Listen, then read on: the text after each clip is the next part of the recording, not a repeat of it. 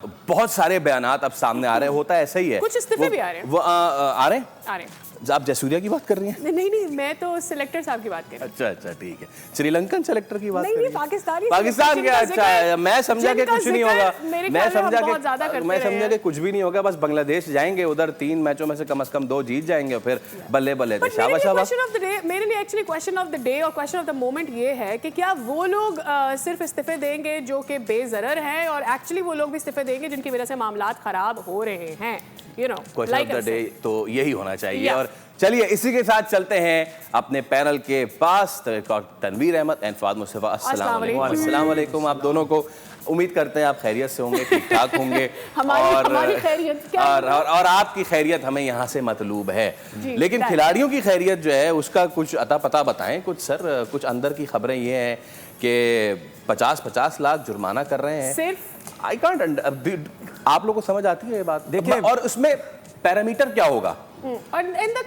इस हिसाब से तो सिर्फ साहबजादा फरहान के पैसे बचेंगे। बाकी 10 के जिन प्लेयर्स को आपने खिलाए नहीं उनको 10 लाख रुपए करेंगे, 5 लाख रुपए उनके टिकट के पैसे काटेंगे। कैसे आप क्या पैरामीटर? देखिए, सुनने में तो ये आया है कि शायद जब इंडिया से मैच आ रहे थे उसके बाद से ये फैसला हो चुका था कि जी फाइन किया जाएगा। अगर आप टूर्नामेंट के दौरान ये चीज़ें सोच रहे हैं और ये बातें अगर प्लेयर्स तक पहुंच रही हैं तो फिर आप क्या खेलेंगे? ठीक है ना। वैसे भी क्या और दूसरी बात ये, मेरे ख्याल में हमारे लोगों को ना दुनिया में मजाक उड़वाने का बहुत शौक है और हर दफ़ा शायद वो कोशिश ये करते हैं कि मजाक उड़ाया जाए।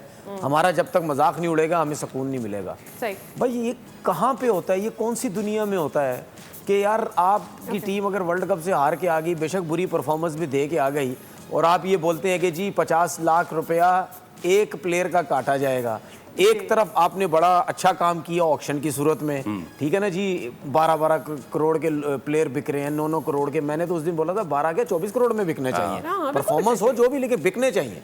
अच्छा, आप क्या दुनिया को मैसेज दिया आपने ऑक्शन में कि यार कोई भी दुनिया का प्लेयर आएगा यहाँ पे, उसको ऑक्शन लगेगा, पैसे लगेंगे तो आपकी PSL की वैल्यू हो जाएगी। मतलब आप वहाँ पैसे दे के अब यहाँ से वहीं से आप पैसा भी नहीं ले रहे हैं आप लड़कों से कि जी 50 लाख रुपए, जिस तरह आपने बोला देव जी देव 50 लाख रुपए, 12 करोड़ का कॉन्ट्रैक्ट है, 11.5 करोड़ रुपए ले तो चलो अपना काम करो, ठीक है ना। तो ये आप करना चाह रहे हैं। भाई ये तरीकेकार नहीं है यार। मतलब मुझे एक चीज़ समझ नहीं आती कि एक इदारा चलाने के लिए कौन सी कोई इतनी पढ़ाई चाहिए, इतने पढ़े लिखे लोग होने चाहिए। ये काम तो हम जैसा बंदा भी कर सकता है। ऐसा भी तो हो सकता है, ऐसा भी तो हो सकता है कि अटेंशन डाइवर्ट करने के लिए शुरली छोड़ दी। नहीं, अटेंशन डाइवर्ट नहीं सुन ले। अटेंशन डाइवर्ट हो या ना हो, ठीक है। अटेंशन डाइवर्ट करने के लिए बहुत से तरीके होते हैं भाई।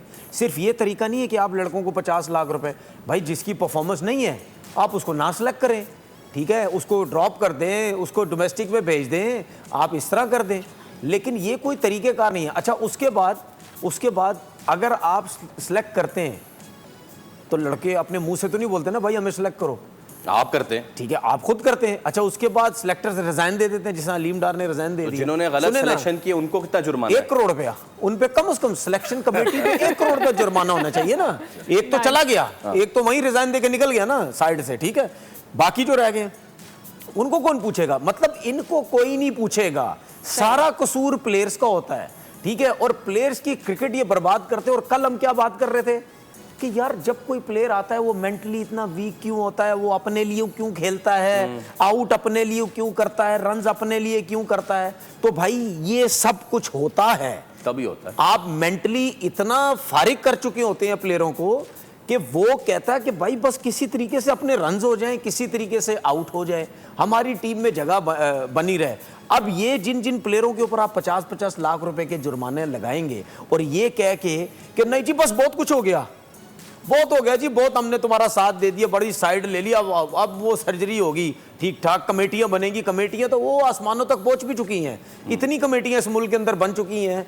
चीज़ें कभी भी जिंदगी में अभी तक बेहतर नहीं हुई हैं। तो ठीक है ना, तो जो करता धरता है मेरे ऊपर हो तो मैं तो एक करोड़ रुपए इनके ऊपर फाइन करूं। सब्सक्राइब करें और बेल दबाएं ताकि कोई खबर रह न जाए।